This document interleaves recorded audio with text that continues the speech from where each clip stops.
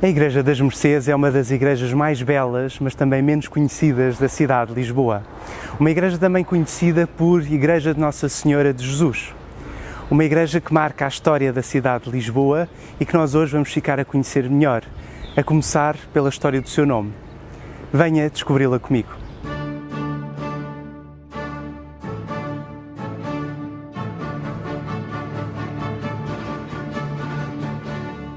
Apesar da sua monumentalidade, esta igreja passa despercebida à maior parte dos lisboetas. Situada entre o conhecido Liceu Passos Manuel, a Academia das Ciências e o Palácio Mendia, esta igreja marca a expansão da cidade de Lisboa no século XVI, com o nascimento do bairro Alto, do bairro da Bica e de Santa Catarina. Construída originalmente no século XVI como igreja do convento da Ordem Terceira de São Francisco, este complexo vai crescendo através da doação de terrenos, albergando assim a igreja, o convento e a cerca. As obras da igreja são patrocinadas por Cristóvão de Almada, provedor da Casa da Índia, sendo a capela-mor financiada pelo bispo Dom João Manuel, da Casa dos Condes da Atalaia e Marqueses de Tancos. Mas esta igreja que nós hoje conhecemos como Igreja de Nossa Senhora das Mercês só ganha este nome no século XIX. Qual a razão para esta mudança? A verdade é que a original Igreja das Mercês situava-se na travessa com o mesmo nome, Travessa das Mercês, no bairro Alto. Só em 1834 é então transferida para esta Igreja de Nossa Senhora de Jesus, que então passa a chamar-se das Mercês.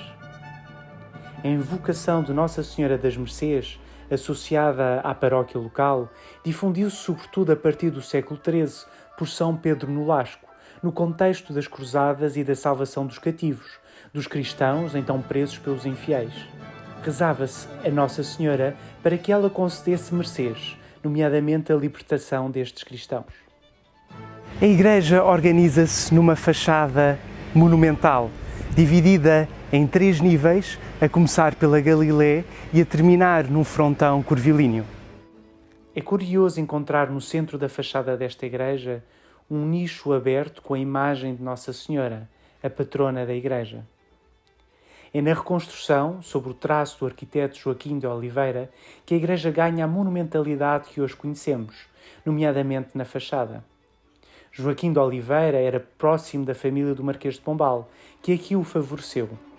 Joaquim de Oliveira era, na altura, arquiteto do Conselho da Fazenda e do Senado e membro da Casa do Risco da Junta de Comércio.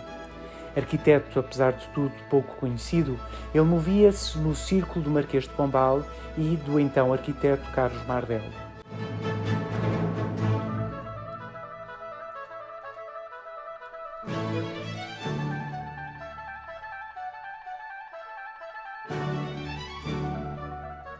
Se a fachada da igreja é marcada pela monumentalidade do tardo ao barroco português, o interior é marcado pela mesma monumentalidade, mas do início desse barroco. Uma monumentalidade que se pode ver nesta nave ampla, única, organizada com capelas laterais. Conservadas pelo terremoto, no que diz respeito à sua estrutura, este conjunto de capelas comunicantes pertenciam a várias famílias nobres de Lisboa, que aqui vincularam os seus morgados e onde também eram sepultadas. Além da capela-mor patrocinada pelo bispo Dom Manuel, da poderosa família dos Manuéis, outras famílias compraram aqui as suas capelas, como a família Brito Freire, os Almada e os Costas. Apesar desta igreja ficar marcada pela monumentalidade impressa na reconstrução após o terremoto de 1755, a verdade é que ela esconde uma série de elementos, artes decorativas e espaços que resistiram ao terremoto, datados do século XVII e do início do século XVIII, que nós vamos descobrir. Várias são as campanhas de obras que a igreja sofre durante o século XVII e XVIII, recebendo assim elementos típicos das artes decorativas do barroco português, como a talha dourada, os azulejos, que, apesar do terremoto de 1755, podemos hoje admirar e que constituem verdadeiros tesouros do património português. No transepto encontramos mais 2 desses tesouros, a pintura de Marcos da Cruz e a talha de Félix Adalto da Cunha. Marcos da Cruz foi um dos melhores pintores do século XVII. Tardo-maneirista de influência caravaggioana, marcou também o início do barroco português. Produziu obra para a alta nobreza lisboeta, como para a capela do Palácio de Santos, da família Lencastres, bem como para diversas instituições religiosas, conventuais, confrarias e irmandades, como podemos ainda ver na Igreja de São Cristóvão na Moraria e na Igreja da Madre de Deus. Na sua oficina formaram-se importantes pintores da segunda metade do século XVII, como Bento Coelho da Silveira, no que toca à pintura a óleo, e António de Oliveira Bernardes, na pintura do azulejo. Na sala de passagem para a sacristia encontramos mais um desses tesouros que resistiu ao terremoto de 1755, um teto em abóbada forrado de azulejo azul e branco, executados por António de Oliveira Bernardes. Aqui podemos encontrar um curioso conjunto azulejar, invocativo de Nossa Senhora da Conceição, com a representação dos seus vários atributos. Muito interessante é a representação da concepção de Nossa Senhora através da relação mística entre os seus pais, Santa Ana e São Joaquim. Feita entre 1712 e 1713, para decorar esta passagem, mas também o claustro, encontramos aqui um dos melhores trabalhos deste mestre. António de Oliveira Bernardes foi membro da Irmandade de São Lucas e integra o ciclo dos mestres da azulejaria portuguesa, ou seja, os grandes pintores que associaram a sua arte à pintura de grandes painéis. Ele foi autor de outras campanhas decorativas, como a que podemos encontrar no transepto da igreja do antigo convento de São Domingos de Benfica, em Lisboa. Um dos espaços mais interessantes desta igreja é a atual sacristia, a antiga capela ou panteão da família de Sousa de Macedo, condes de Mesquitela e de Vila Franca do Campo. Executado no final do século XVII, por vontade do Dr. António de Sousa Macedo, diplomata de Dom Afonso VI, este panteão reúne os túmulos dos membros da família de Vila Franca do Campo e Mesquitela. Esta família vivia perto da igreja, no mais tarde chamado Palácio Mesquitela, no final da calçada do Combro. Os azulejos aqui presentes, do século XVII, raríssimos no seu estilo, fazem menção a várias reflexões sobre a efemeridade da vida, tema típico da mentalidade barroca. Com o terremoto de 1755, grandes são os estragos. Cai a abóbada e desaparece o retábulo da Capela Mor. Desmorona o teto da Capela do Santíssimo Sacramento e da Torre Sineira e mais tarde, 10 anos depois, acaba por ruir o teto da igreja e do coro alto. Contudo, um dos elementos que também resiste a este terremoto é o magnífico órgão de tubos, construído em 1731, data também da execução dos púlpitos.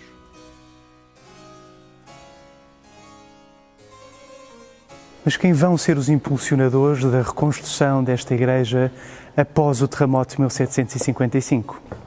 Após esta tragédia, entra uma das figuras mais marcantes da história de Portugal, o Marquês de Pombal. Se Sebastião de Carvalho e Melo é o motor da reconstrução da cidade em geral, também vai ser desta igreja em particular, em conjugação com uma outra figura de relevo, Frei Manuel do Cenáculo. Mas porquê? Na altura, o conde de Oeiras, Sebastião de Carvalho e Melo, vai se preocupar não só com a reconstrução da cidade de Lisboa, mas também na reconstrução do seu património familiar. Além das obras empreendidas no seu palácio da Rua Formosa, hoje a Rua do Século, onde Sebastião terá nascido, o futuro marquês também se vai preocupar com a reconstrução desta igreja.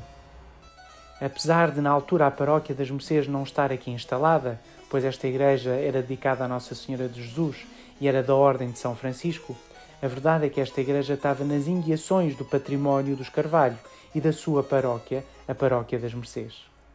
Estamos na Travessa das Mercês, que cruza com a Rua O Século, a antiga Rua Formosa, onde a família Carvalho, a família do Marquês de Pombal, tinha o seu palácio. E era aqui exatamente onde estava originalmente a Igreja e Paróquia das Mercês, transferida então mais tarde para a Igreja de Nossa Senhora de Jesus. À Paróquia das Mercês estava vinculado o morgado da família Carvalho, criado pelo seu avô e padrinho Sebastião.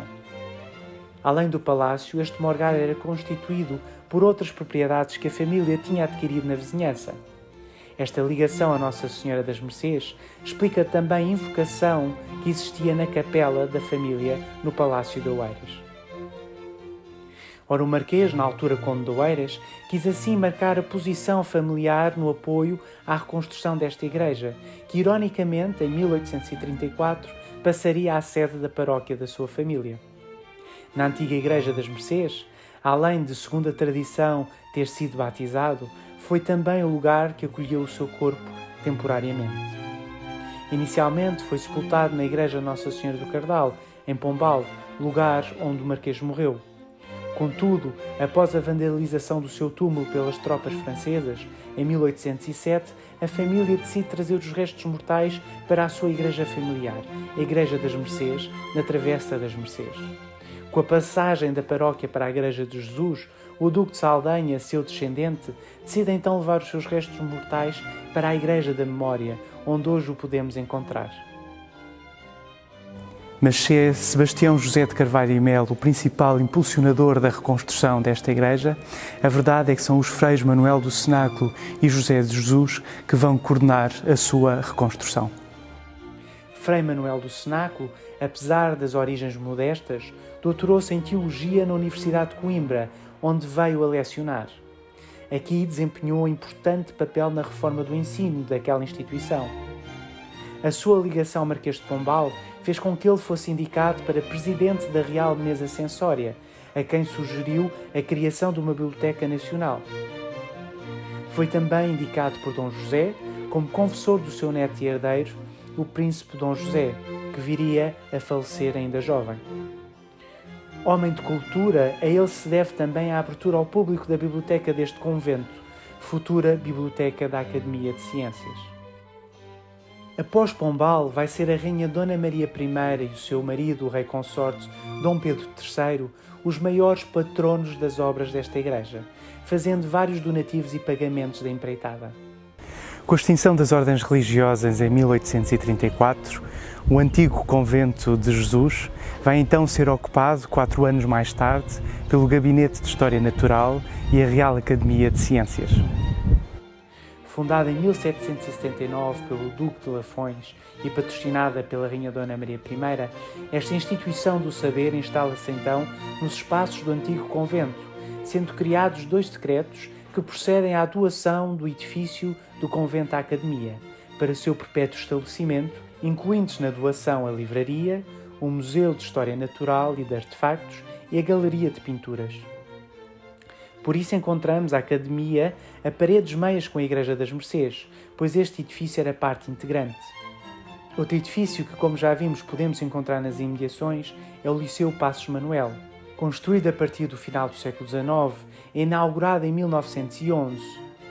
O curioso é que este foi construído nos terrenos que pertenciam à cerca, uma espécie de quinta do convento. Vemos assim que este convento era um enorme conjunto que estava situado nesta parte da cidade e que então compreendia a igreja, o convento e a cerca.